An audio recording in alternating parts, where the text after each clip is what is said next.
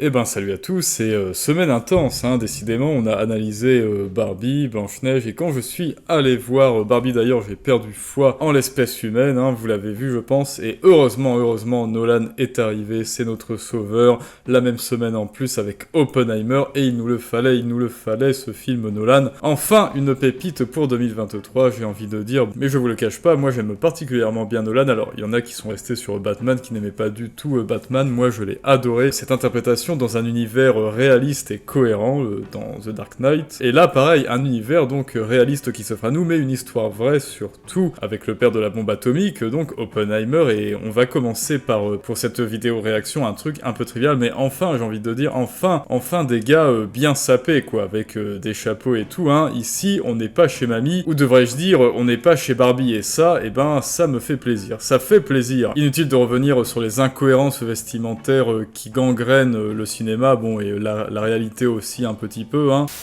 Tenue emblématique de la princesse, alors ça, je sais pas trop, hein. Pour moi, ça c'est plutôt la tenue emblématique de la kermesse de fin d'année, vous voyez. Elles sont allées acheter du papier crépon à la foire fouille, là, ou chez Jiffy.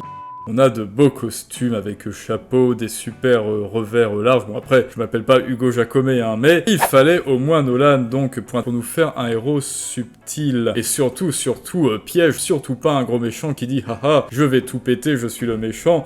Explosion! Non, on nous présente un héros qui est humain, en proie au doute, à des angoisses existentielles. Tout le monde ne pourra pas comprendre ce film, hein. C'est beaucoup plus exigeant que Barbie, plus que Blanche-Neige, hein. Évidemment, il y a une sélection naturelle, intellectuelle à l'entrée, mais si vous êtes abonné à cette chaîne et qu'en plus vous mettez des gros likes, je me fais absolument pas de soucis pour vous. Quand je suis allé le voir, il y a eu beaucoup moins de monde en salle que pour Barbie, et je pense même du coup que cette vidéo réaction fera moins de vues que Barbie ou Blanche-Neige, mais ça, c'est le jeu, c'est plus niché, c'est plus exigeant, mais après tout, c'est peut-être bien, seuls les meilleurs, seuls les vrais, hein, resteront. Et je vous dis ça parce que surtout, à la fin, je vous demanderai votre avis à vous sur la grande question, mais qui est le vrai méchant caché dans Oppenheimer? Et juste avant ça, donc on va analyser un petit peu et on va parler de science dans ce film parce que c'est quand même un film où toutes les plus grandes pointures scientifiques sont présentes à l'écran. Sont donc présentes à l'écran toutes les plus grandes rockstars scientifiques de l'époque, du genre au-dessus c'est le soleil, vous voyez. Donc figurez-vous, ces gens, c'était ce genre de type à 30 ans,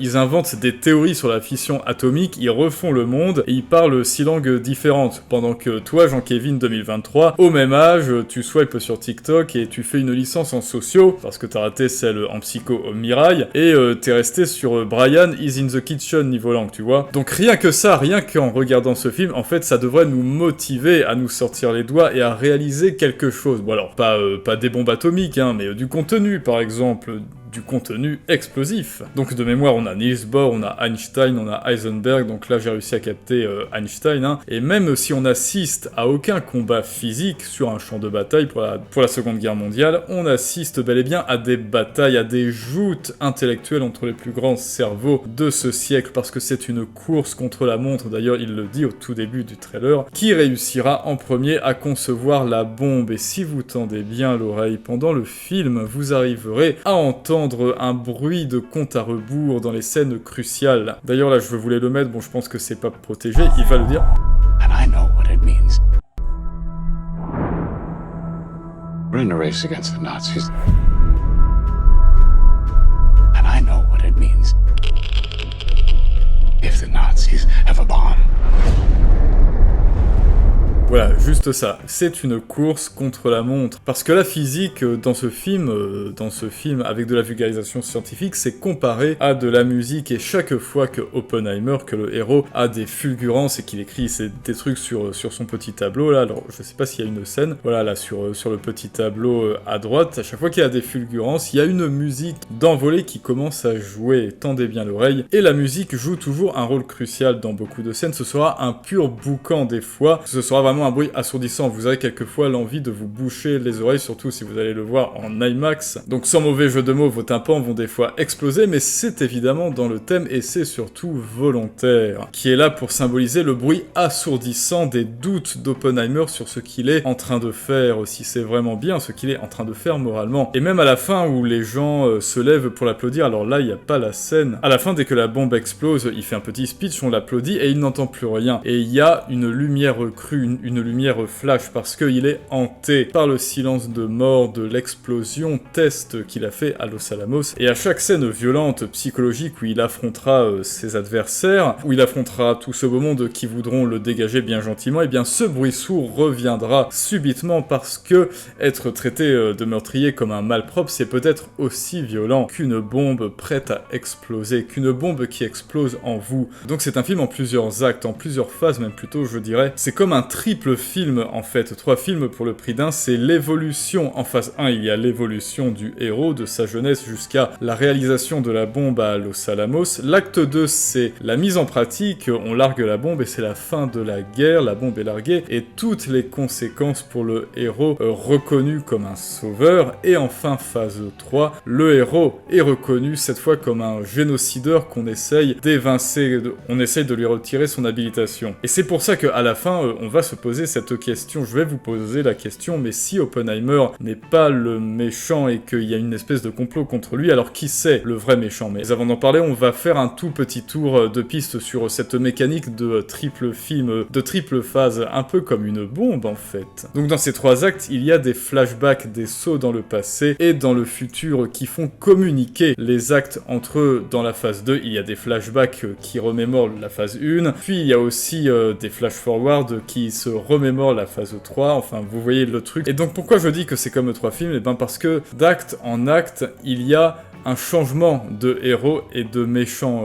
Le héros change en psychologie bien sûr, mais les méchants changent. Un gentil dans l'acte 1 sera un méchant dans l'acte 2, et ça Nolan sait très bien jouer, parce qu'il est en train de jouer avec nos sentiments, avec notre empathie face au personnage. Et l'ambiance n'est pas du tout la même, car la psyché du héros évolue évidemment d'une phase à une autre, et ça Nolan nous le fait aussi ressentir. Donc là par exemple c'est une scène avec Robert Downey Jr. où il discute, alors est-ce que je spoil? Non, enfin il fait une espèce de conspiration pour évincer un petit peu Oppenheimer. Et donc comment prendre cette scène? Est-ce que c'est un flashback de la phase 2 ou est-ce que c'est un flash forward de la phase 3? Donc là encore Nolan joue avec notre cerveau évidemment. C'est un petit peu comme un espèce de puzzle ou un espèce d'amas de fils dans une bombe qu'on va essayer de reconnecter. On va essayer de reconnecter les fils de cette bombe narrative entre eux. Et le film est bourré de mise en abîme comme ça, de métaphores de ce tonneau. Et c'est pour ça que ce film est une petite bombe. Donc évidemment, le héros change d'état émotionnel de phase en phase. En phase 1, il y a des musiques douces, il y a une lumière douce, il se tape des nanas à foison, les plans sont lumineux, ils sont chatoyants. Mais en phase 3, il y a un clair-obscur inquiétant, il y a même des tons sépia et noir et blanc, pour désigner indirectement l'état émotionnel du héros. Évidemment, un grand scientifique qui aura aussi inventé un engin de mort et qui se sent mort de l'intérieur peut-être. Donc maintenant parlons quand même un petit peu d'Oppenheimer quand même, hein, le héros qui est joué par Cillian Murphy, donc il est ici même hein, avec Matt Damon en général. D'ailleurs Matt Damon j'ai eu du mal à le reconnaître un peu comme Robert Downey Jr. Hein. Et donc le parallèle classique qu'on fait avec Oppenheimer c'est celui de Prométhée, parce que Prométhée il apporte le feu aux hommes, ouais, sauf que Prométhée il a eu la retenue, la coolitude d'apporter le feu aux hommes, le feu créateur à maîtriser. Sauf que Oppenheimer, lui, il a apporté le feu destructeur et immaîtrisable. Et le second parallèle qu'il y a, et ça j'étais surpris, donc bravo Nolan pour cette culture, mais c'est celui de Shiva, le dieu de la destruction. Mais Shiva ne détruit pas pour détruire, il détruit pour laisser place au renouveau, à une création nouvelle, à un monde nouveau. Et oui, la bombe atomique a détruit, et ça, pour la destinée humaine, c'était fatal parce que ça faisait partie de notre avancée scientifique, mais cela a aussi permis un nouveau monde sans grande guerre, sans guerre atomique, enfin du moins théoriquement. Et son archétype à Oppenheimer, c'est l'archétype classique du chaman. Donc c'est le personnage ingénieux, il invente une bombe hein, quand même, qui est censée faire boum. C'est celui qui détient la connaissance scientifique. Donc chaman, c'est un coup classique. Hein. Ceux qui étaient les amis d'Oppenheimer à l'acte 1 ne le sont pas dans l'acte 2, on l'a déjà dit. C'est donc de ça que j'aimerais discuter avec vous, c'est de ce mystère irrésolu. Moi je n'arrive pas à le savoir avec précision, donc j'ai besoin de vous, j'ai quelques pistes, mais vous pouvez m'aider. Qui est le méchant au juste dans Oppenheimer? Alors non, Jean-Kévin, ne me dis pas, c'est Oppenheimer, évidemment, non, dans ce cas, STP va voir Barbie. Et ne me dis pas non plus, c'est les méchants allemands, parce que non, tu le verras bien quand tu verras le film. Les méchants allemands moustachus, on ne les voit jamais à l'écran. En fait, ils n'existent pas. Et tu ne dois pas non plus confondre méchant et antagoniste, parce qu'il y a des antagonistes gentils, mais l'antagoniste, c'est celui qui veut empêcher le héros d'arriver à ses fins, comme Lewis Strauss, joué par Robert Downey Jr. Il lui met des bâtons dans les roues pour qu'il n'arrive jamais à son but. Mais peut-être que le vrai antagoniste, justement, de l'histoire, c'est le doute et l'orgueil d'Oppenheimer, ça n'est pas Oppenheimer lui-même. Mais la vraie question, c'est qui est responsable d'un tel massacre? Est-ce que c'est réellement Oppenheimer, le scientifique? Après ce film, eh bien, laissez-moi vous dire, j'ai des doutes. Les Allemands travaillaient déjà eux-mêmes sur la fission de l'atome avec leurs scientifiques. C'était une découverte fatale pour la destinée humaine. Cette bombe atomique était condamnée à voir le jour dans le monde humain. Si ça n'avait pas été les Américains, ça aurait été les Allemands. Si ça n'avait pas été les Allemands, ça aurait été les Russes plus tard. Et donc, personnellement, moi, je trouve d'ailleurs l'espèce de tribunal. Alors, est-ce qu'on a des images ici? Peut-être pas. Il y a une espèce de tribunal officieux qu'on donne à Oppenheimer et je le trouve ridicule pour qu'on essaye de l'accuser, justement. Et je trouve ça ridicule parce qu'on lui dit, c'est en phase 3, hein, donc vous êtes responsable de ces morts, de toutes ces centaines de milliers de morts. Jusqu'à preuve du contraire, ça n'est pas lui qui a largué la bombe, ni même réalisé d'ailleurs la bombe. Oppenheimer, c'est un scientifique théoricien qui agit pour l'amour de la science. Ce qui lui plaît, c'est la science, et rien que la science, c'est l'avancée, la découverte scientifique. Oppenheimer, c'est avant tout un esprit indépendant et libre qui cherche la vérité, peu importe ce que ça lui coûte. Même si c'est son image publique, il doit avancer, il doit découvrir, c'est plus fort que lui, et c'est cette force intérieure, malgré lui, qui est peut-être son propre antagoniste. Peut-être qu'Oppenheimer a mis devant nos yeux un personnage auto-antagoniste. Mais en tout cas, et il le dit lui-même, il ne savait rien de ce qu'une telle bombe ferait, engendrerait pour l'humanité, pour son futur. Il savait que ça serait terrible, mais il ne connaissait pas les détails, il ne savait pas si ça marcherait, il ne savait même pas si elle exploserait. Et d'ailleurs, sa discussion avec le président à la fin, au début de la phase 3, de l'acte 3. Alors comment vous décrire la scène? Le président lui pointe, lui tend son mouchoir blanc, c'est un symbole de pureté. Cela montre qu'il en va de sa seule responsabilité à lui, président, et que Oppenheimer, lui, est lavé de toute culpabilité, de toute responsabilité, même si c'est lui qui a inventé la bombe. Mais peut-être qu'il est quand même coupable, parce que après tout, encore pendant ce tribunal en phase 3, il s'est laissé humilier volontairement. Il les a laissés, donc, comme le dit sa femme, être recouverts de goudron et de plumes.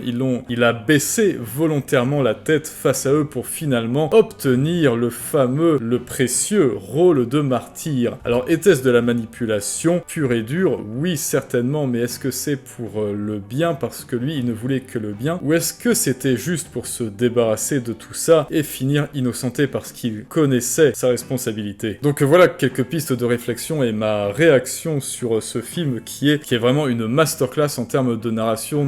Christopher Nolan, c'est vraiment jouer avec les codes et les remanier, il les maîtrise tellement bien qu'il se les réapproprie. Et avec ça, donc, je veux votre avis. Dites-moi pour vous qui est le vrai méchant dans l'affaire, et s'il n'y en a pas un, est-ce qu'il y en a plusieurs? S'il n'y en a pas plusieurs, est-ce que c'est personne? Est-ce que c'est tout le monde? Est-ce que c'est juste Oppenheimer? Est-ce que c'est Matt Damon parce qu'il est en général? Donc donnez-moi votre avis en commentaire, on va en discuter ensemble. Et d'ici là, je vous remercie de votre écoute jusqu'à la fin parce que vous êtes les vrais, vous êtes les meilleurs. Et je vous dis à très bientôt pour la prochaine vidéo, pour la prochaine analyse ou réaction. Mais ça, c'est une autre histoire.